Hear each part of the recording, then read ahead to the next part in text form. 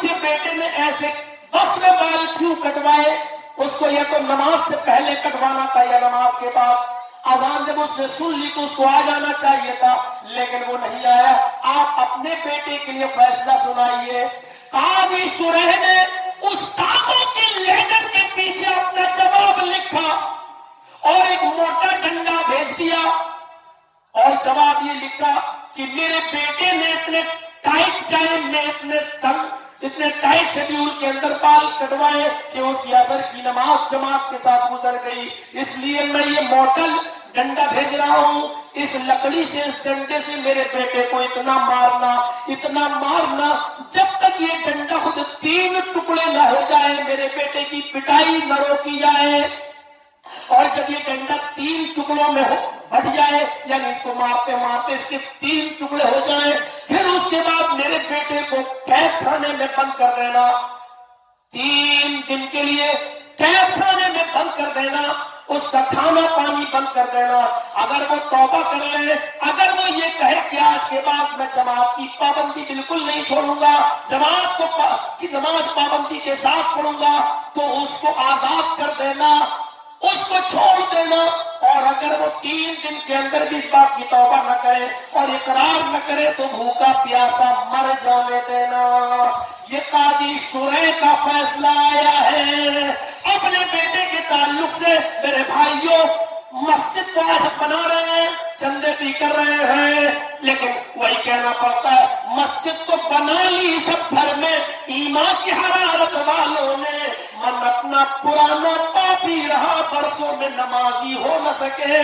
قاضی شریح کا بیٹا مدرسے میں پڑھتا ہے، ایک وقت کی نماز چھوٹ گئی، وہ بھی بال کٹوانے میں، اپنے سر کے بال بنوانے میں وہ ایک عذر تھا، لیکن بال بنوانے میں کٹ گئے۔ نماز عصر کا وقت نکل گیا، آنے کے بعد نماز پڑھ لی، سورج غروب ہونے سے پہلے نماز پڑھ لی، عصر کا وقت موجود تھا، نماز پڑھ لی، لیکن جماعت نکل گئی۔ اس کی سزا قاضی شریح نے یہ دی کہ ایک ڈنڈے کو بھیجا اور کہا 3 ٹکڑوں میں پٹ جانا چاہیے، اور اس کے بعد 3 دن ہمارے بیٹے کو بند کر دو۔ ہم کہاں ہیں؟ ہماری اقامت صلاۃ کہاں ہے؟ ہماری نماز کا قیام کہاں ہے؟ ہماری نمازیں ہماری شکایتیں کر رہی ہیں۔ میرے بھائیوں، آج ہم اپنی نمازوں کو کیا جواب دیں گے؟ آج ہم سے ہماری نمازیں پوچھ رہی ہیں کہ تمہاری نماز کیسی ہے؟ آج ہم اپنی نمازوں کے سامنے شرمندہ ہیں، اپنے گھروں کے سامنے، رہنے والی مسجدوں کے سامنے ہم شرمندہ ہیں۔ میرے بھائیوں، یہ مسجد بھی دن بھر میں کئی مرتبہ بد دعا دیتی ہے کہ اللہ، ان لوگوں نے مجھے بنا کر جیسے برباد کیا، بے آباد کیا، اے اللہ جیسے ان لوگوں نے مجھے بے آباد کر دیا، بے رونق کر دیا، اللہ تو ان کی زندگی میں سے رونق ہٹا لے، اے اللہ تو ان کو بھی بے آباد کر دے، بے رونق کر دے، اے اللہ جیسے انہوں نے مجھے ویران کر دیا، اللہ ان کی زندگیوں کو بھی ویران کر دے۔ آج ہمارے سامنے جو بربادیاں ہیں کہ یہ مسجدوں کی بد دعاؤں کا نتیجہ تو نہیں ہے، لیکن سوچنے کے لیے احساس ہونا چاہیے ہمارے پاس، وہ ہے کہاں ہمارے پاس احساس؟ ہم اتنا کہاں سوچتے ہیں؟ الذین یقیمون الصلاۃ، جو غیب پر یقین رکھتے ہیں، وَيُقِيمُونَ الصَّلَاةَ، اور جو نماز قائم کرتے ہیں، وَمِمَّا رَزَقْنَاهُمْ يُنْفِقُونَ، اور ہم نے ان کو جو رزق دیا ہے، جو روزی دی ہے، اس میں سے وہ خرچ کرتے ہیں۔ روزی تو ہم نے ہی دی ہے نا، اور پھر ہم اپنے ہی راہ میں مانگتے ہیں تو دینے سے انکار کرتا بندہ کتنا۔ اچھا سوچو تو صحیح، بیٹا رو رہا ہے، 5 سال کا 6 سال کا بچہ، ابو سویٹ مٹھائی چاہیے، اور ہم نے خرید کر اس کو 10 روپے کی مٹھائی دلائی، اس کو دے دیا، دینے والے ہم۔ اب اس بیٹے سے ہم ہی کہہ رہے ہیں بیٹا تھوڑے سے اپنے ابو کو دے دو، پاپا کو دے دو، اب وہ کیا کہہ رہا ہوں، وہی دی ہم نے، دلائی ہم نے، پیسہ ہم نے محنت سے کمایا اور اپنی کمائی سے اپنے بیٹے کو دیا مٹھائی خرید کر، اور بیٹے سے مانگ رہے بیٹا دے دو تو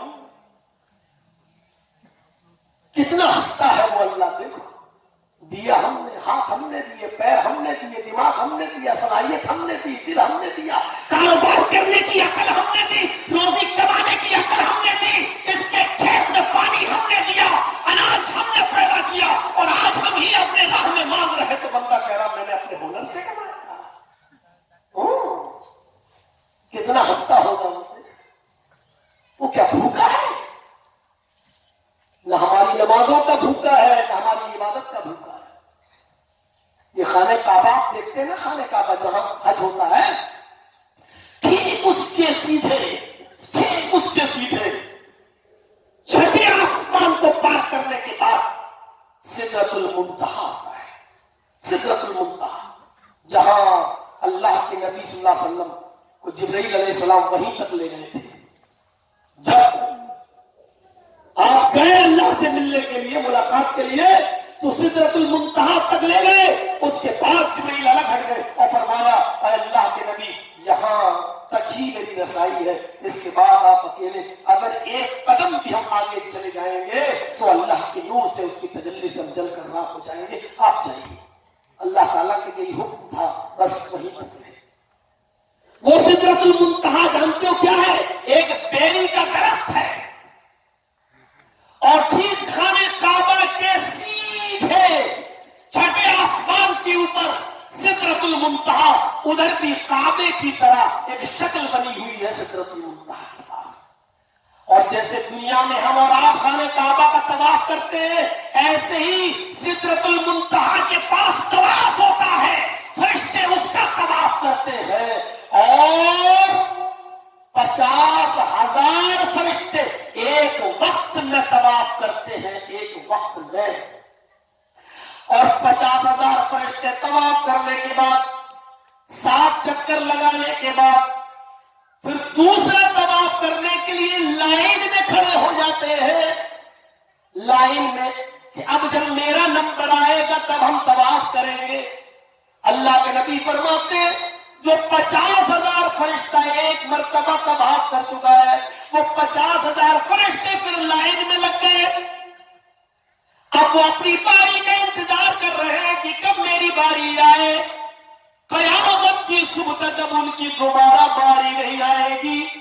اتنے فرشتے ہیں اللہ کی اس گھر کے طواف کرنے کے لیے کہ جو لائن میں لگے ہوئے ان کی دوبارہ باری نہیں آئے گی۔ میرے بھائیوں، عبادت کے لیے فرشتوں کی کمی نہیں تھی اللہ کے پاس، لیکن پھر بھی جانتے وہ ہماری عبادتوں کو کیوں پسند کرتا ہے؟ فرشتوں نے اللہ کو دیکھا ہے، جہنم کو دیکھا ہے، جہنم کو دیکھا ہے، وہ ڈر کر اللہ کی عبادت کر رہے ہیں تو سمجھ میں آتا ہے کہ وہ جہنم سے ڈرے ہوئے ہیں، جنت کی نعمتیں چاہتے ہیں۔ اے میرے بندو، تمہاری عبادت ہے مجھے فرشتوں کی عبادتوں سے زیادہ پسند اس لیے کہ تم نے مجھے دیکھا نہیں ہے، پھر بھی تم میری راہ میں نکلے ہو۔ اے میرے بندو، تم نے میری جنت کو دیکھا نہیں، پھر بھی تم اس کی نعمتیں حاصل کرنا چاہتے ہو۔ او میرے بندو، تم نے میری جہنم کو دیکھا نہیں، پھر بھی جہنم کے عذاب سے ڈرتے ہو، اس لیے مجھے تمہاری عبادتیں فرشتوں کی عبادت سے زیادہ محبوب ہے، اس لیے مجھے تمہارے ارکان، مجھے تمہاری عبادتیں فرشتوں کی عبادت سے زیادہ پسند ہے۔ لیکن بندہ کرے تب نا۔ نماز تو ایسے پڑھتے ہیں، نماز پڑھ کے نکلتے ہیں جیسے لگتا ہے کہ ہم اللہ کے اوپر احسان کر کے آئے، بہت بڑا ہم نے اللہ کے اوپر احسان کر دیا، اللہ کے اوپر احسان، ایسا لگتا ہے۔ یہ حال ہو گیا ہمارا۔ ہم نے تمہیں جو رزق دیا ہے اس میں سے جو خرچ کرتے ہیں، خرچ کرنے والے لوگ دیا ہم نے، اور خرچ میری راہ میں نہیں کرتے۔ ابھی مانگو کسی سے دے لو، ارے 500 روپئے جو نہیں لگے 100 کافی ہے، ارے یہ کام نہیں چل رہا ہے، ابھی تو لاک ڈاؤن کے بعد تھوڑے حالات سدھرے تم سب لے لیں۔ کبھی بیٹا بیمار ہو جائے تو 5,000 کا انتظام ہو جائے گا، اب بھی ہو جائے گا۔ بیٹے کے پیٹ میں درد، ڈاکٹر نے لکھ دیا الٹرا ساؤنڈ، 2,000 کا انتظام اب بھی ہو جائے گا، لیکن اللہ کے گھر کے لیے نہیں ہوگا۔ ہم اپنے آپ کو بھی تو ٹٹولے۔ وہ کون سا زمانہ تھا جب اللہ کے نبی نے کہا مسجد نبی کی ایک چھت کھجور کے پتے کی بنی ہوئی ہوئی ہے. نماز پڑھنے کے لیے اللہ کے نبی کھڑے ہوئے، صحابہ نماز پڑھا رہے تھے. اللہ اکبر، اللہ کے نبی نے نماز پڑھائی، اللہ اکبر، صحابہ نے نبی کے پیچھے نماز پڑھ لی. رکوع میں گئے، ہوا میں تیزی آ گئی، رکوع سے اٹھے، سمع اللہ لمن حمدہ، ہوا اتنی تیز چلی کہ کھجور کے پتوں کی بنی ہوئی چھت اڑ گئی. اللہ اکبر کے درشن دینے گئے، پانی کے قطرے زمین کے اوپر گرنے لگے. زمین پر مٹی تھی، پانی کے قطرے زمین پر گرتے اور زمین سے مٹی اٹکتی اور وہ میرے نبی کے چہرے پر لگ جاتی. نماز پڑھانے کے بعد سلام پھیرا، السلام علیکم ورحمۃ اللہ، السلام علیکم ورحمۃ اللہ. صحابہ کرام کی طرف چہرہ کیا، مقتدیوں کی طرف، چاند جیسا چمکنے والا چہرہ، آج مٹی سے سنا ہوا ہے، آج مٹی سے گردآلود